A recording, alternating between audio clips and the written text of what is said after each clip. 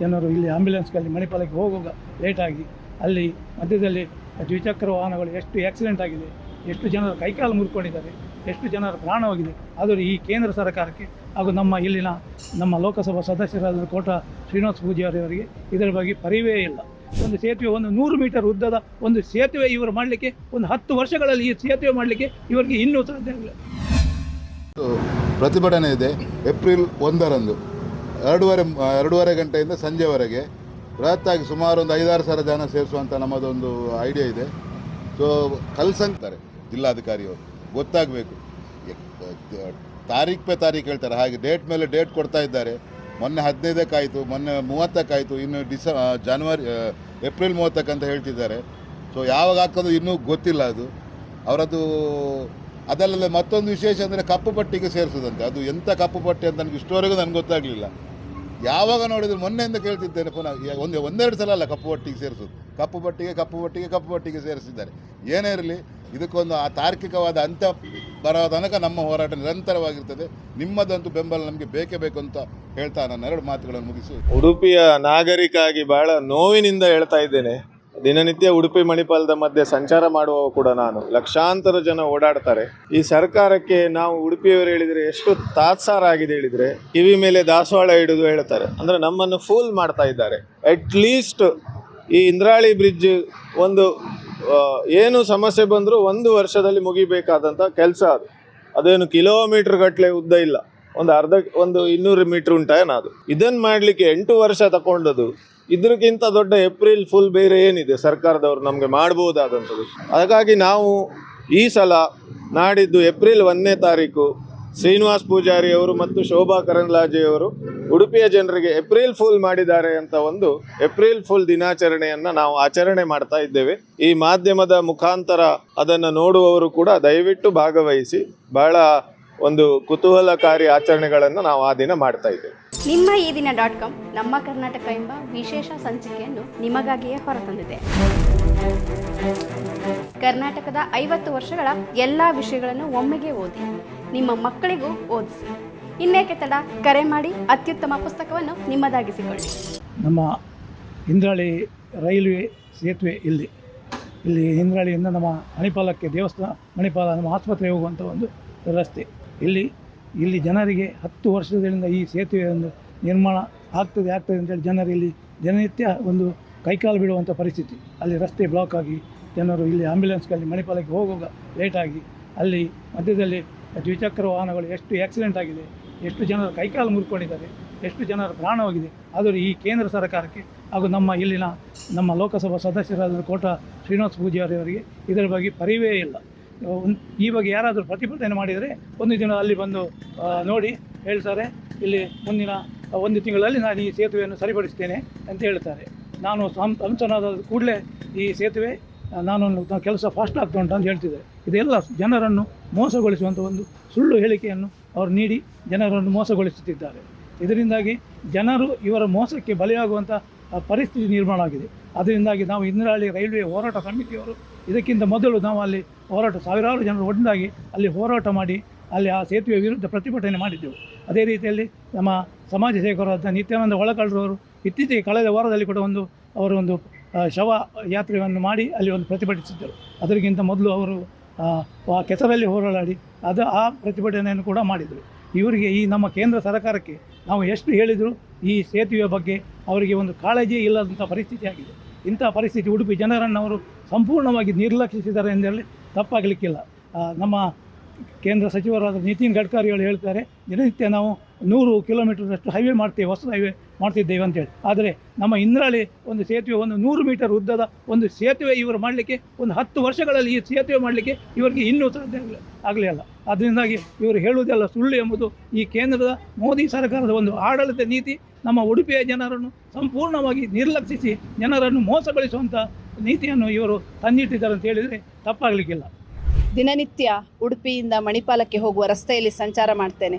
ಈ ರಸ್ತೆಯ ಅವ್ಯವಸ್ಥೆಯ ಬಗ್ಗೆ ಅಕ್ಟೋಬರ್ 21ರಂದು ಒಂದು ಹೋರಾಟದ ರೂಪುರೇಷೆ ಆಗ್ತದೆ. ಇಂದ್ರಾಳಿ ರೈಲ್ವೆ ಸೇತುವೆ ಸಮಿತಿ ಹೋರಾಟ ಸಮಿತಿ ಅಂತ. ಅದರಲ್ಲಿ ನಾನು ಸಂಚಾಲಕಿಯಾಗಿ ಕೆಲಸ ಮಾಡಿದ್ದೇನೆ. ಸಾರ್ವಜನಿಕ ಜೀವನದಲ್ಲಿ ಇರುವಂತಹ ನಮ್ಮಂಥವರಿಗೆ ಪ್ರತಿನಿತ್ಯ ಅಲ್ಲಿ ಆಗುತ್ತಿರುವಂತಹ ದುರಂತಗಳು ಕಣ್ಣೆದುರಿಗೆ ನಡೆಯುವಾಗ ಬಹಳ ನೋವಾಗ್ತದೆ. ಯಾಕಂದರೆ ಒಂದು MP ಅವರು ಸಾಧಾರಣ 10 ವರ್ಷದಿಂದ 2019ರಿಂದ ಆ ರಸ್ತೆಯ ಅಗಲೀಕರಣ ಪ್ರಾರಂಭ ಆದಾಗಿನಿಂದ ಕೇವಲ ಮಾತಿನಲ್ಲಿ ಗಡುವನ್ನು ಕೊಡ್ತಾ ಹೋದರೆ ವಿನಃ ಆ ಸೇತುವೆಗೆ ಮುಕ್ತಿ ಸಿಗಲಿಲ್ಲ, ಜನರ ಸಮಸ್ಯೆ ಪರಿಹಾರ ಆಗಲಿಲ್ಲ. ದಿನನಿತ್ಯ ಅಪಘಾತಗಳು ನಡೆಯುವಾಗ ಅನೇಕ ಬಾರಿ ಅನೇಕ ಸ್ಟೂಡೆಂಟ್ಸ್ಗಳನ್ನು MGM ಸ್ಟೂಡೆಂಟ್ಸ್ ಇರ್ಬೋದು ಅಥವಾ ಅಲ್ಲಿಯ ಪಕ್ಕದಲ್ಲಿ ಒಂದು ಸಣ್ಣ ಮಕ್ಕಳು ಹೋಗುವಂತಹ ಪ್ರಾಥಮಿಕ ಶಾಲೆ ಇದೆ, ಆ ಮಕ್ಕಳಿರ್ಬೋದು, ಆ ರಸ್ತೆಯನ್ನು ದಾಟುವಾಗಿನ ಪರಿಸ್ಥಿತಿ ಇರ್ಬೋದು ಅಥವಾ ಅಲ್ಲಿ ಆಗುವ ಆಕ್ಸಿಡೆಂಟ್ಗಳಿರ್ಬೋದು, ಇದನ್ನೆಲ್ಲ ದಿನನಿತ್ಯ ನೋಡುವಾಗ ಯಾಕೆ ಮನುಷ್ಯತ್ವವೇ ಇಲ್ಲದಂತಹ ಪ್ರತಿನಿಧಿಗಳು ನಮಗೆ ಯಾಕೆ ಜನಪ್ರತಿನಿಧಿಗಳಾಗಿ ಅವರ ಕರ್ತವ್ಯವನ್ನು ಯಾಕೆ ಮರೆತಾರೆ ಅನ್ನುವಂತಹ ನೋವು ನಮ್ಮನ್ನು ಪ್ರತಿನಿತ್ಯ ಕಾಡ್ತಾ ಇದೆ. ಹಾಗಾಗಿ ನಾವೆಲ್ಲರೂ ಕೂಡ ನಮ್ಮ ಉಡುಪಿಯ ನಾಗರಿಕರು, ಯಾಕೆಂದರೆ ನಮ್ಮ ಉಡುಪಿ ಒಂದು ಶೈಕ್ಷಣಿಕವಾಗಿ, ಧಾರ್ಮಿಕ ಕ್ಷೇತ್ರವಾಗಿ, ಹಾಗೆಯೇ ಒಂದು ಆಸ್ಪತ್ರೆ, ವೈದ್ಯಕೀಯ ಚಿಕಿತ್ಸೆಗಾಗಿ ಇಡೀ ರಾಜ್ಯದಲ್ಲಿಯೇ ತುಂಬ ಮುಂಚೂಣಿಯಲ್ಲಿ ಇರುವಂತಹ ನಮ್ಮ ಉಡುಪಿ ಜಿಲ್ಲೆ, ಆ ಉಡುಪಿ ಜಿಲ್ಲೆಯಲ್ಲಿ ಒಂದು ಮಣಿಪಾಲ, ಉಡುಪಿ ಮತ್ತು ಮಣಿಪಾಲ ಅನ್ನುವಂತಹದ್ದು ದಿನನಿತ್ಯ ಬಹಳಷ್ಟು ಸಾವಿರಾರು ವಾಹನಗಳು ಸಂಚರಿಸುವಂತಹ ರಸ್ತೆ, ಸಾವಿರಾರು ವಿದ್ಯಾರ್ಥಿಗಳು ಸಂಚರಿಸುವಂತಹ ರಸ್ತೆ, ಈ ದೇಶದ ಸಂಪತ್ತು, ಯುವಜನರು ಅಂದರೆ ಈ ದೇಶದ ಸಂಪತ್ತು. ಅದರ ಜೊತೆಗೆ ನಮ್ಮ ಆರ್ಥಿಕ ಅಭಿವೃದ್ಧಿ ಕೂಡ ಇದರಿಂದ ಬಹಳಷ್ಟು ಕುಂಠಿತ ಆಗ್ತದೆ.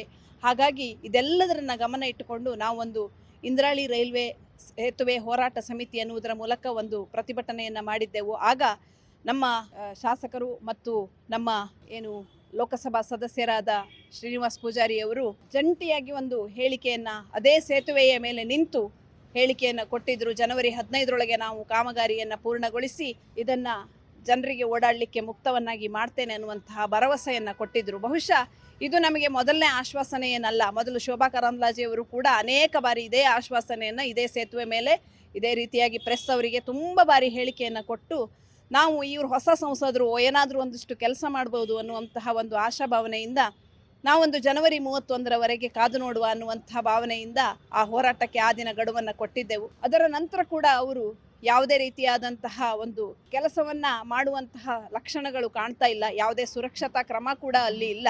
ಹಾಗಾಗಿ ಅದರ ನಂತರ ಮೊನ್ನೆ ಬೇರೆ ಬೇರೆ ಸಂಘಟನೆಗಳು ಪುನಃ ಪ್ರತಿಭಟನೆಯನ್ನು ನಡೆಸಿದೆವು. ಆಗ ಕೂಡ ಅವರು ಮಾರ್ಚ್ 31ರ ಒಳಗೆ, ಈ ತಿಂಗಳ 31ರೊಳಗೆ ನಾವು ಇದನ್ನು ಮುಗಿಸಿಕೊಡ್ತೇವೆ ಅಂತ ಒಂದು ಆಶ್ವಾಸನೆಯನ್ನು ಕೊಟ್ಟಿದ್ದಾರೆ. ಬಹುಶಃ ಅನೇಕ ಬಾರಿ ನನಗೆ ದುರಂತ ಅಂದರೆ ಕೆಲವೊಮ್ಮೆ ಖುದ್ದು ಸಂಸದರು ಬಂದು ಹೇಳಿಕೆ ಕೊಡ್ತಾರೆ, ಇನ್ನೊಂದಿಷ್ಟು ಬಾರಿ ಜಿಲ್ಲಾಧಿಕಾರಿಯವರನ್ನು ಕರೆದು ಹೇಳಿಕೆಯನ್ನು ಕೊಡಿಸ್ತಾರೆ. ಅಂದರೆ ನಮ್ಮ ಪ್ರಶ್ನೆ, ಅಧಿಕಾರಿಗಳು ಕೂಡ ಈ ಒಂದು ಕೆಲಸ ಸಾಗದೇ ಇರುವುದರಲ್ಲಿ ಅವರ ಪಾತ್ರವು ಇದೆಯಾ ಹಾಗಾದರೆ? ಅಥವಾ ಕಪ್ಪು ಪಟ್ಟಿಗೆ ಸೇರಿಸ್ತೇನೆ ಗುತ್ತಿಗೆದಾರರನ್ನು ಅನ್ನುವಂಥ ಹೇಳಿಕೆಯನ್ನು ಕೂಡ ಕೊಟ್ಟರು. ಹಾಗಾದರೆ ಗುತ್ತಿಗೆದಾರರು ಯಾರು ಅನ್ನುವುದನ್ನು ಸಾರ್ವಜನಿಕರಿಗೆ ತಿಳಿಯುವ ಹಾಗೆ ಒಂದು ಬೋರ್ಡನ್ನು ಹಾಕಿಸಿ ನಾವು ಅವ್ರ ಹತ್ರ ಕೂಡ ಹೋಗಿ ಕೇಳ್ತೇವೆ. ನಾವು ಯಾರನ್ನು ಕೇಳಬೇಕು? ನಾವು ಜನಸಾಮಾನ್ಯರು, ಇದು ನಮ್ಮ ಹಕ್ಕು.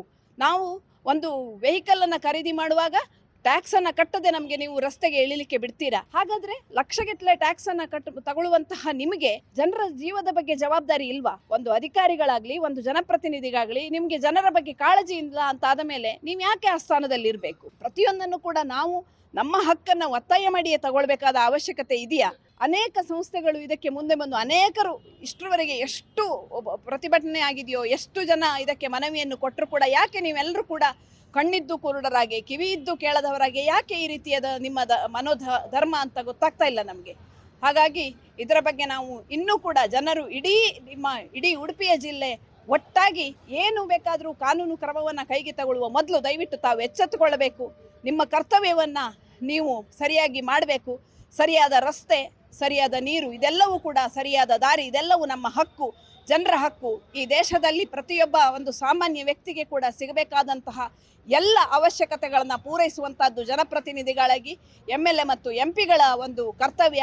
ಜೊತೆಗೆ ಅಧಿಕಾರಿಗಳು ಕೂಡ ತಮ್ಮ ಒಂದು ಇನ್ನೊಬ್ಬರ ಮೇಲೆ ಗೂಬೆ ಕೋರಿಸುವುದನ್ನು ಬಿಟ್ಟು ನಿಮ್ಮ ಕೆಲಸವನ್ನು ಮಾಡಿ ಆದಷ್ಟು ಶೀಘ್ರದಲ್ಲಿ ಜನರಿಗೆ ಒಂದು ಸುಖವಾಗಿ ಆ ರಸ್ತೆಯಲ್ಲಿ ಪ್ರಯಾಣ ಮಾಡುವಂತಹ ಭಾಗ್ಯವನ್ನು ನೀವು ಕೊಡಬೇಕು. ಅದರಿಂದಾಗಿ ನಮ್ಮ ಉಡುಪಿ ಮತ್ತೊಮ್ಮೆ ತುಂಬ ಇಕನಾಮಿಕಲಿ ಎಜುಕೇಷನ್ ಆಗಲಿ ಅಥವಾ ಧಾರ್ಮಿಕ ಕ್ಷೇತ್ರವಾಗಲಿ ತುಂಬ ಒಳ್ಳೆ ರೀತಿಯಲ್ಲಿ ಪ್ರವಾಸೋದ್ಯಮ ಕೂಡ ಇಲ್ಲಿ ಬೆಳವಣಿಗೆಗೆ ಅವಕಾಶ ಬೇಕಷ್ಟಿದೆ. ಇದೆಲ್ಲವನ್ನು ಕೂಡ ಗಮನದಲ್ಲಿಟ್ಟು ನಮ್ಮ ಇಡೀ ಉಡುಪಿಯ ಸುತ್ತಮುತ್ತದ ಎಲ್ಲ ರಸ್ತೆಗಳ ಪರಿಸ್ಥಿತಿಯೂ ಇದೇ ಇದೆ. ಇಂದ್ರಾಳಿಗಾಗಿ ನಾವು ಹೋರಾಟವನ್ನು ಮಾಡ್ತಾ ಇದ್ದೇವೆ. ನಂತರದ ದಿನಗಳಲ್ಲಿ ಇಡೀ ಉಡುಪಿಯ ಸುತ್ತಮುತ್ತ ಕೂಡ ನಮ್ಮ ಹೋರಾಟವನ್ನು ವಿಸ್ತರಿಸುವ ಆಲೋಚನೆ ಇದೆ. ಹಾಗಾಗಿ ತಾವೆಲ್ಲರೂ ಕೂಡ, ಉಡುಪಿಯ ಜನರು ಕೂಡ ಇದರ ಬಗ್ಗೆ ಎಚ್ಚೆತ್ತುಕೊಳ್ಳಬೇಕು. ನಮ್ಮ ಹಕ್ಕಿಗಾಗಿ ನಮ್ಮ ಹೋರಾಟವನ್ನು ನಡೆಸೋಣ. Thank you. ಮತ್ತಷ್ಟು ವಿಶೇಷ ವಿಡಿಯೋಗಳನ್ನು ನೋಡಲು ಮತ್ತು ಹೊಸ ವಿಡಿಯೋಗಳ ಬಗ್ಗೆ ತಿಳಿಯಲು ಈ ದಿನ .com ಯೂಟ್ಯೂಬ್ ಚಾನೆಲ್ ಸಬ್ಸ್ಕ್ರೈಬ್ ಮಾಡಿ ಮತ್ತು ಬೆಲ್ ಐಕಾನ್ ಕ್ಲಿಕ್ ಮಾಡಿ.